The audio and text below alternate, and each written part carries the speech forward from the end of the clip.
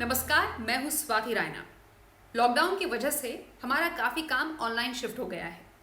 Social distancing ने contactless payment option को भी काफ़ी बढ़ावा दिया है और सरकारी आंकड़े भी यही बताते हैं कि मार्च से जब से लॉकडाउन की शुरुआत हुई तब से अब तक डिजिटल लेन देन में काफ़ी बढ़ोतरी हुई है। इसकी कई वजहों में आपने खुद नोटिस किया होगा कि अब आप बाहर जाकर सामान खरीदने की जगह ऑनलाइन ज़रूरी सामान की खरीदारी कर रहे हैं या फिर अपने घर के पास वाले किराना स्टोर को पेमेंट कैश की जगह ऑनलाइन कर रहे हैं। अपने हाउस हेल्प या ड्राइवर को सैलरी कैश की जगह सीधे बैंक में ही ट्रांसफ़र कर रहे हैं।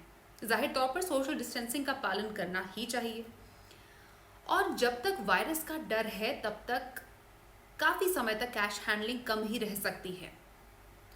अब इस ऑनलाइन लेन देन के फ़ायदे तो बहुत हैं, पर चिंता की बात भी है। वो ये है कि ऑनलाइन फ्रॉड के मामले लगातार बढ़ते जा रहे हैं। मतलब जैसे ऑनलाइन लेन देन बढ़ा, जो फ्रॉडस्टर्स हैं उन्होंने नए नए तरीके भी निकाल लिए। अब ऑनलाइन फ्रॉड क्या होता है? आपकी जानकारी के बगैर आपके अकाउंट से पैसे निकाल लेना या कोई ऐसा ट्रांजैक्शन जो आपने किया ही नहीं। और ये तब होता है जब आपके अकाउंट डिटेल्स कॉम्प्रोमाइज़ हो जाते हैं। और आपके अकाउंट डिटेल्स कब कॉम्प्रोमाइज़ होते हैं?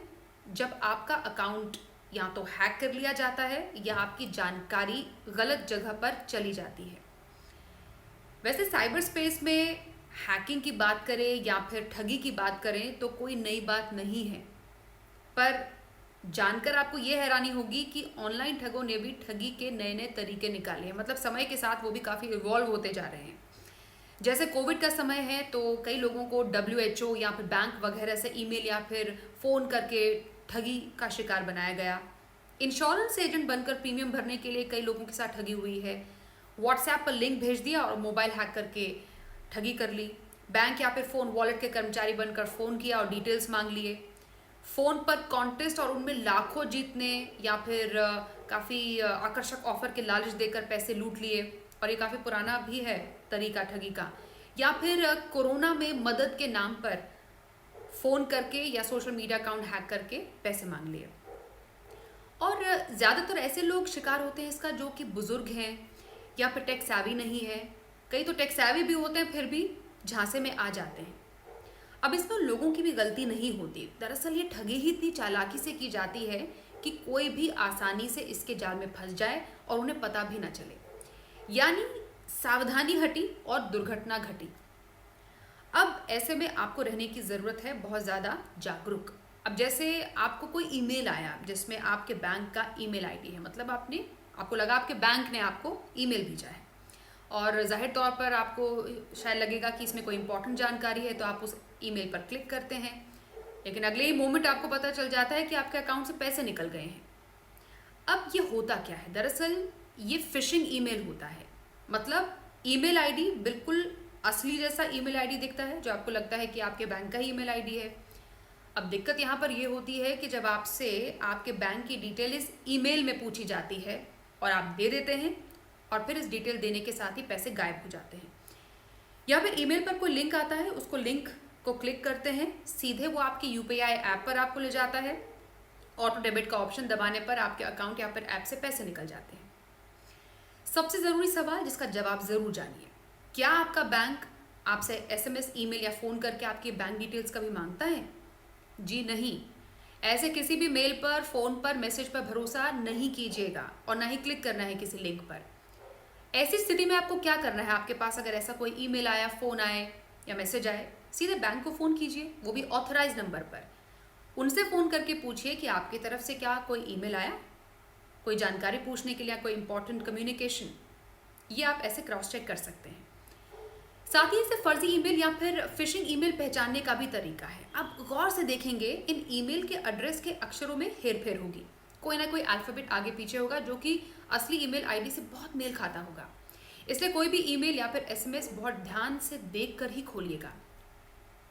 एक और तरीका, आजकल मदद मांगने के नाम पर कई लोग धोखाधड़ी कर रहे हैं।